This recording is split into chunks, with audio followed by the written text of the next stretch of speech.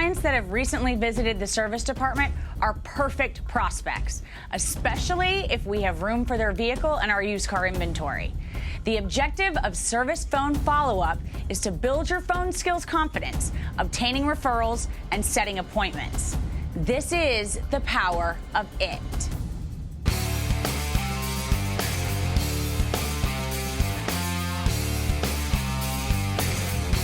Sometimes you might find yourself in a quandary. I like that word. You have no floor traffic, no service clients to work with, and short of the dealer going out of business, how are you going to keep yourself in business?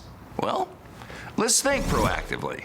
In Chapter 2, the rack, we discussed how many repair orders are written in any given day. It's nearly impossible that every single one of them has even been contacted. So, what about last week's service clients?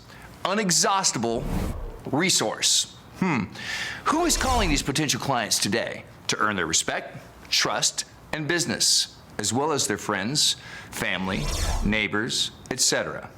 Success is unlocked by a simple, often overlooked key, which is stay in touch. Don't let the economy dictate terms to you. It's a choice to be lazy. It's a choice to fail. You hunt or you're the hunted. These clients need to be led into the market, and that's where you come in. First, you must ask the service manager for a list of clients from last week, or look in your CRM tool. Now you have the names, but before you can start, you must know who, how, and when to call. To master the art of communication, you first must be willing to communicate. We communicate in many ways, through letters, emails, texting. Texting really isn't communicating. It's antisocial behavior. I tried to tell my children that. You've been telling your children that, and now you're texting them while you're driving. Although all of these are great ways to communicate, except texting, they do not bring about the conviction that inflection and tone of voice do. The telephone is a great asset to the dealership, one that is extremely inexpensive, and it's a great way to attract potential clients, as I explained in Tactical Phone Skills. If you have not completed TPS, do so now. Do not continue.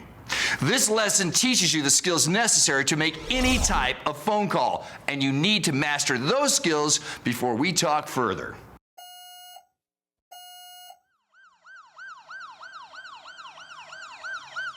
Okay, since you're still here, I guess you've already taken the TPS course. Let's keep talking then. After you've retrieved last week's clients from your service manager or the CRM tool, you can now reach out and touch them. You want to do this personally, not with emails and not leaving them messages. Those are not actual contacts. This doesn't mean you never leave a message. However, if you leave a message, you must use something known as the curiosity close. This will ensure that the client will actually call you back. Leave an enthusiastic, upbeat, and exciting message, not saying exactly why you were calling. It'll go something like this.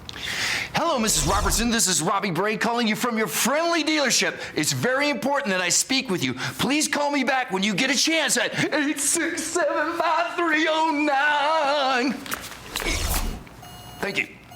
Note to self that if you do this, you must be sure to keep a list of all the clients you leave messages for. A perfect tool to use is your PPQ, Power Prospect Quarterly. You must have their names at hand whenever you answer the phone. If you do not know who they are when they're returning your call, you will make them feel unimportant, insignificant, and you will lose the opportunity to earn their business. Keep in mind that a message left does not count as an actual contact. They are an addition to the 10 clients you actually speak to. Okay, here's what you do next. From the same list, target 10 clients with 3 to 5 year old vehicles. The goal is to get an appointment and or referral. At the same time, though, what you're looking for in this appointment is a face-to-face encounter. This, of course, is the best way to communicate.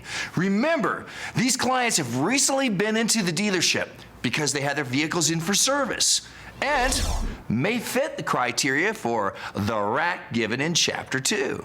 On average, for every 3 people you contact in this way, 1 will make an appointment. For every 3 appointments, one will buy a car. But let's say that due to your lack of experience, it takes you 10 contacts to get one appointment.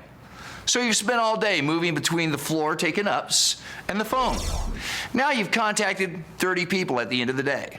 You've made 3 appointments, but one of those appointments actually shows up and buys a car. If you did that every day and improve as you gain more knowledge and experience, would it be worth it? You're gonna be there anyway. Why not actually work at what you endeavor to do? It's what you chose. So I've got to ask you again. Would it be worth it to spend all day actually working? I think you got to do the math as an ultimate image sales professional. Remember, we've already discussed how many repair orders are written in any given day, and it is nearly impossible that every one of them has been contacted. The goal of service phone follow-up is to actively pursue business by contacting last week's service clients. First, you must ask the service manager for a list of clients from last week. Second, contact 10 of the clients on the list you received from the service manager. Contact, not just leave messages. Third, from the same list, target 10 clients with 3 to 5-year-old vehicles. The goal is to get an appointment and/or a referral. You must keep in mind that these clients have recently been to the service department and may fit the criteria for the rack given in the last chapter.